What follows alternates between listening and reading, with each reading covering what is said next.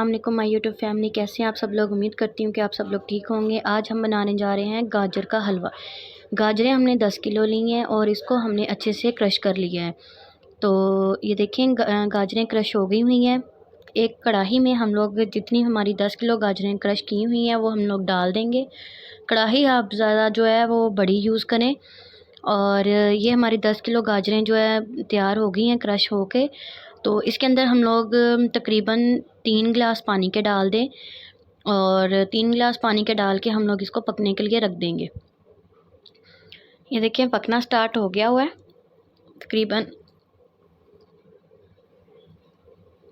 इसको ढक देंगे और ये पकना स्टार्ट हो गया।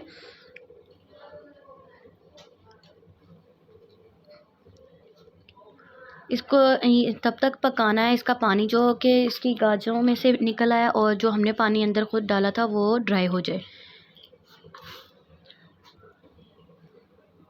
गजरेले का लिए हमारे पास ये जो गाजरें हैं अच्छे से वो देखें हो गई हैं।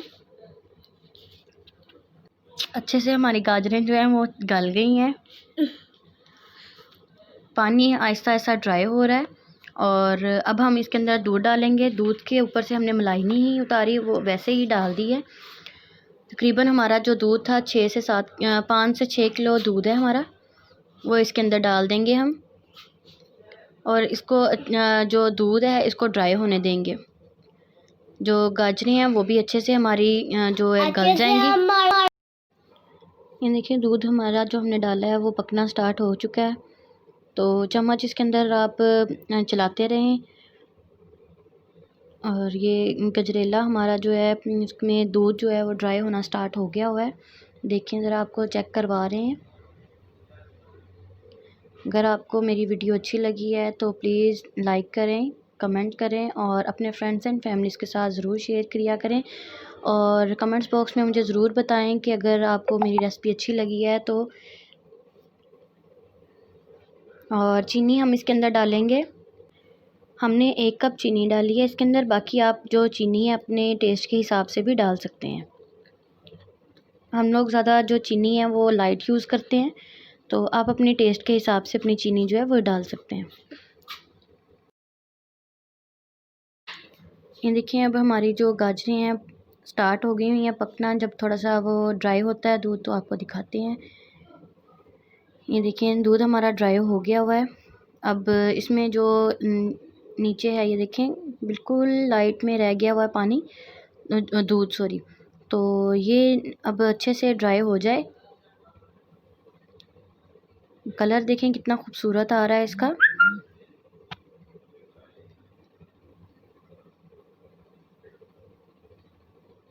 कमेंट बॉक्स में मुझे ज़रूर फीडबैक दीजिएगा। अब हम इलायची लेंगे। इलायची को हमने थोड़ा सा चॉप कर लिया हुआ है।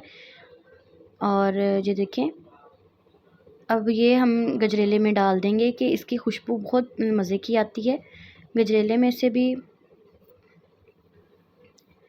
इसके बाद इसके अंदर हम मलाई डालेंगे। ये तकरीबन हमारे पास जो है किलो के बराबर मलाई है। ये घर में ही हम लोगों ने जमाई हुई है। फ्रीज़ कर लेते हैं मलाई को हम लोग। जब इस तरह ज़रूरत होती है तो मलाई को निकाल के हम लोग यूज़ में ले लेते हैं। कभी मक्खन बना लेते हैं और मक्खन से ही हम लोग घी बना लेते हैं। घी भी हम लोग घर में ही यूज़ करते हैं। इसका भी तरीक़ाकार आपको जल्द मेरी वीडियो में मिल जाएगा। अच्छे से हम लोग इसको मिक्स कर लेंगे।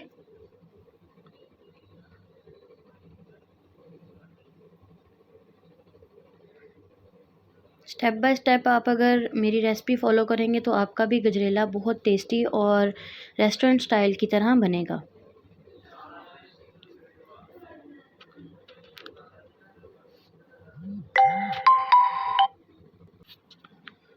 इसमें चम्मच जो है आप हिलाते रहें ताकि इसका जो घी है वो निकलना स्टार्ट हो जाए और ये नीचे ना लगे। अब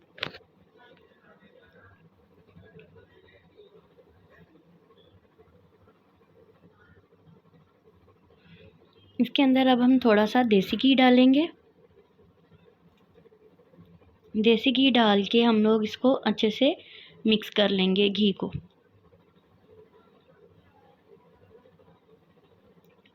دیکھیں کتنا زبردست اس کا کلر آیا ہے۔